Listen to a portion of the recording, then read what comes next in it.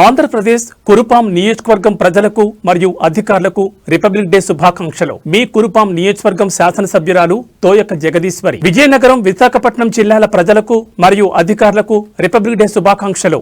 మీ శ్రేయోభిలాషులు Vizianagaram ZP chairman Srinivasarao మరియు సిరి సహస్ర. ఆంధ్రప్రదేశ్ బొబ్బిలి నియోజకవర్గం ప్రజలకు మరియు అధికారులకు రిపబ్లిక్ డే శుభాకాంక్షలు. మీ బొబ్బిలి శాసనసభ్యుడు బేబీ నాయన. విజయనగరం, విశాఖపట్నం జిల్లాల ప్రజలకు మరియు అధికారులకు రిపబ్లిక్ డే శుభాకాంక్షలు. సదా మీ శ్రేయోభిలాషి ఎమ్మెల్సీ రఘురాజు. ఆంధ్రప్రదేశ్ బొబ్బిలి నియోజకవర్గం ప్రజలకు మరియు అధికారులకు రిపబ్లిక్ డే శుభాకాంక్షలు. ఇట్లు మీ సంబగిరి వేణుగోపాల్ నాయుడు, శ్రీనివాస కన్స్ట్రక్షన్స్. ఆ బీజేపీ ఎంపీ దశమారిందా? అదృష్టం కలిసి వస్తుందా? మరోసారి జాతీయ స్థాయిలో చక్రం తిప్పుతారా? రాజ్యసభ పదవి ఖాయమా? పొలిటికల్ సర్కిల్లో దీనిపైనే చర్చ నడుస్తోంది. ఇంతకీ ఎవరా నేత, ఏంటా కదా? Let us watch the story. GVL Narasimha Rao Telugu నాట పరిచయం అక్కర్లేని పేరిది. ఏపీ నుంచి అనూహ్యంగా ఎదిగిన బీజేపీ నేత. ఉత్తరాది రాష్ట్రాలతో పాటు ఈశాన్య రాష్ట్రాల్లో బీజేపీ బాధ్యుడిగా వ్యవహరించారు.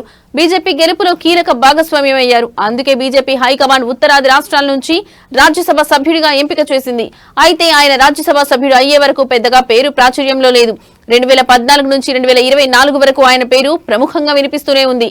అయితే వివిధ కారణాలతో 2024 ఎన్నికల్లో ఆయనకు టికెట్ దక్కలేదు. దీంతో ఏపీ నుంచి ప్రత్యక్ష ఎన్నికల్లో పోటీ చేయాలన్న ఆయన కల నెరవేరలేదు. విశాఖపై గట్టి ఫోకస్. ఉత్తరాది రాష్ట్రాల నుంచి బీజేపీ తరఫున రాజ్యసభకు ఎన్నికయ్యారు జీవీఎల్ నరసింహం. కానీ సొంత రాష్ట్రం నుంచి లోక్సభకు ఎన్నిక కావాలన్నది ఆయన లక్ష్యం.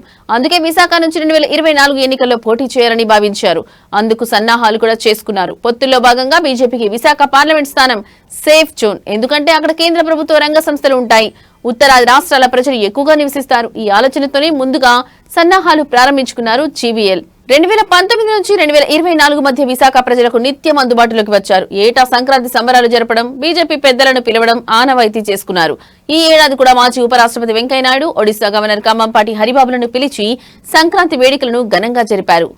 ఉత్తరాది రాష్ట్రాల నుంచి ఛాన్స్. అయితే మరోసారి జీవీఎల్ నరసింహంకు రాజ్యసభ పదవి ఇవ్వనున్నట్లు తెలుస్తోంది. ఈ ఏడాది వివిధ రాష్ట్రాల్లో 70కు పైగా రాజ్యసభ స్థానాలు ఖాళీ అవుతాయి. మన రాష్ట్రానికి సంబంధించి 4 ఖాళీ కానున్నాయి. బీజేపీ పెద్దలతో ఉన్న సాన్నిహిత్యంలో రాజ్యసభకు ఎంపిక కావాలని జీవీఎల్ భావిస్తున్నట్లు తెలుస్తోంది. గతంలో టీడీపీ విషయంలో జీవీఎల్ చాలా రకాల వ్యాఖ్యలు చేశారు. దాని ప్రభావం 2024 ఎన్నికల్లో ఆయనకు అవకాశం దక్కలేదని ప్రచారం నడిచింది. అయితే ఇప్పుడు టీడీపీ నేతలు సైతం ఆయన విషయంలో సానుకూలంగా ఉన్నట్లు తెలుస్తోంది. ఏపీ నుంచి రాజ్యసభకు ఎంపిక చేయకపోయినా ఉత్తరాది రాష్ట్రాల నుంచి జీవీఎల్ ఎంపిక ఖాయమని ప్రచారం నడుస్తోంది. దీంతో ఈ సీనియర్ నేత మరోసారి జాతీయ రాజకీయాల్లో కీలక పాత్ర పోషించే అవకాశం ఉంది.